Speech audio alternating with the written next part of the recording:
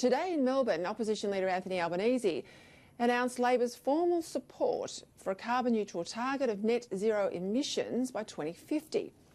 In an echo of Bill Shorten during the last election, Labor frontbencher Penny Wong declared that the cost of not acting is 20 times higher than the cost of acting, which is a dumb thing to say from one of Labor's smartest MPs, because Labor's policy today, like Shorten's, is uncosted.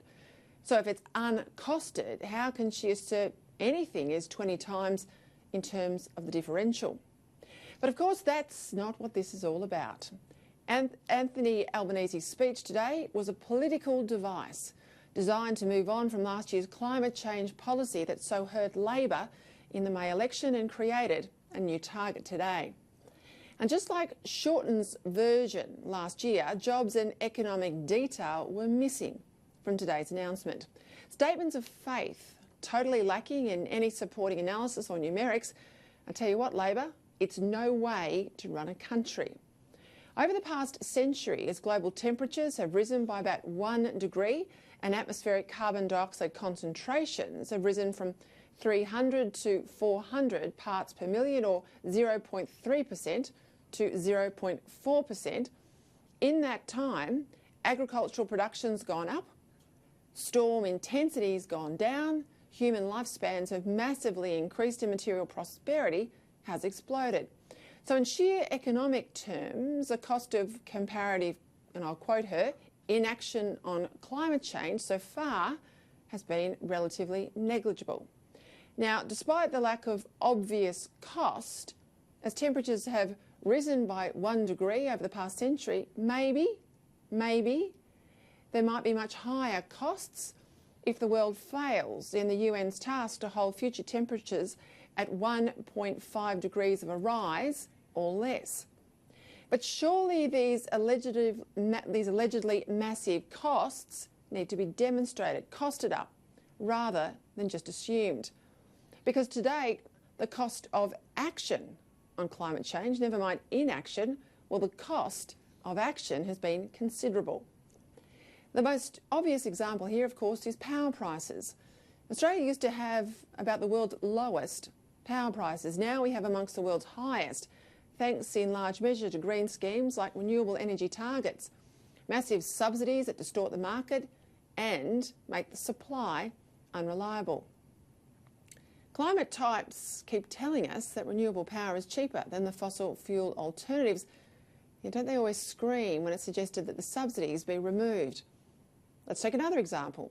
Electric cars. We're told that soon they'll be cheaper than the alternative. Yet right now, the cheapest electric car, a Nissan Leaf, at more than $50,000 is double the price of the petrol version. And what about all these green jobs that the climate warriors keep talking about?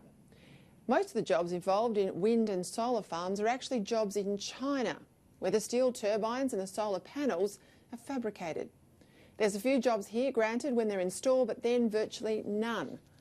And never mind the fact that over 70% of Australia's wind farms are foreign-owned. When compared to the well-paid jobs of the 50,000 Australians who now work in the coal industry, green jobs are small beer. And do we really want these mining jobs to go the way of manufacturing jobs? The hundreds of thousands of manufacturing jobs we've lost over the past 2 decades as power prices have forced more and more businesses offshore. Even the Business Council, the latest organisation to take leave of its economic senses, says that getting to net zero emissions by 2050 will require an investment in new technology in the order of $22 billion every single year. Now, to put that into context, that's well over 1% of Australia's GDP. It's about 2/3 of what we spend each year on our military. Our friends over the ditch, pushed hard by their PM Jacinda Ardern, well, they say they're going carbon neutral by 2050, but of course they are. But Ardern's exempting agriculture, the biggest source of emissions, to get there, so let's stop pretending.